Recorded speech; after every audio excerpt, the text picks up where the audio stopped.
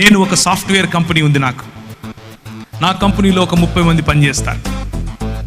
ఈరోజు నేను 2 షర్ట్లు 2 ప్యాంట్లు తీసుకుని వెళ్ళానని చెప్పాను. నేను 100% నా సాఫ్ట్వేర్ కంపెనీకి ఉదయాన్నే నేను బ్యాగ్ వేసుకుని వెళ్తూ ఉంటే నా భార్య అంటుంది, చర్చికి వెళ్తున్నావా, వెళ్ళరా అంటది. ఆరాధనకి వెళ్తున్నావా, మంచిగా వెళ్ళరా, మంచిగా ఆరాధన చెయ్యని చెప్తుంది. నేను వెళ్ళి పనిచేసే నా సాఫ్ట్వేర్ కంపెనీ కూడా దేవుని రాజ్యములో ఉపయోగపడాలి. దేవుని రాజ్యము అది. దానికి ప్రభువు దేవుడై ఉండాలి, దానికి ప్రభువు క్రీస్తై ఉండాలి. మేము నడిపించే సాఫ్ట్వేర్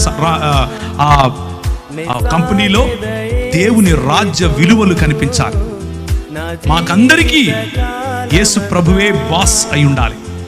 నా క్యాబిన్లో ఒక పెద్దది రాసి పెట్టాను, మా అధికారి ఒక యూదుడైనటువంటి కార్పెంటరు అని.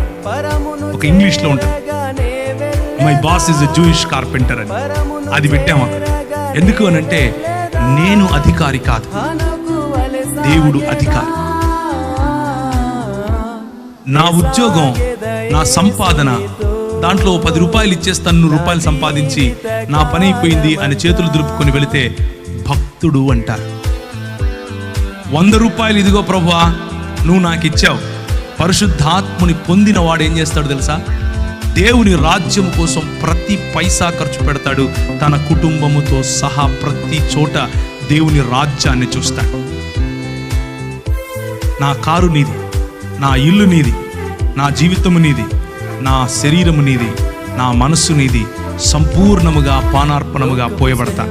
ఇది పరిశుద్ధాత్ముడిచ్చే ఛాలెంజ్, ఇది పరిశుద్ధాత్ముని పిలుపు. పరిశుద్ధాత్ముడు పిలిస్తే ఇలా పిలుస్తాడు. కేవలం గెంతులేసి చప్పట్లు కొట్టేసి ఇంటికి వెళ్ళిపోయి మతంలో బతుకుతాను అని అనుకుంటే all the best to you brother, చాలా సంతోషం, భక్తుడిగా ఉండిపో, దీన్ని ఎవరు కదిలించక్కర్లేదు. కానీ పరిశుద్ధాత్ముడు కదిలిస్తే ఏం చేస్తాడు తెలుసా? ఒక స్టెఫెనును లేపుతాడు. పరిశుద్ధాత్ముడు కదిలిస్తే ఏం చేస్తాడు తెలుసా? ఒక పౌలును లేపుతాడు. పరిశుద్ధాత్ముడు కదిలిస్తే ఒక శీలను లేపుతాడు. పరిశుద్ధాత్ముడు కదిలిస్తే ఒక తిమోతిని లేపుతాడు. పరిశుద్ధాత్ముడు కదిలిస్తే ఒక తీతును లేపుతాడు. ప్రతి ఒక్కరూ వారి జీవితాన్ని పానార్పణాలుగా పోశారు. నేను మాత్రం మతంలోనే ఉంటానని అనుకుంటే ఆల్ ద బెస్ట్.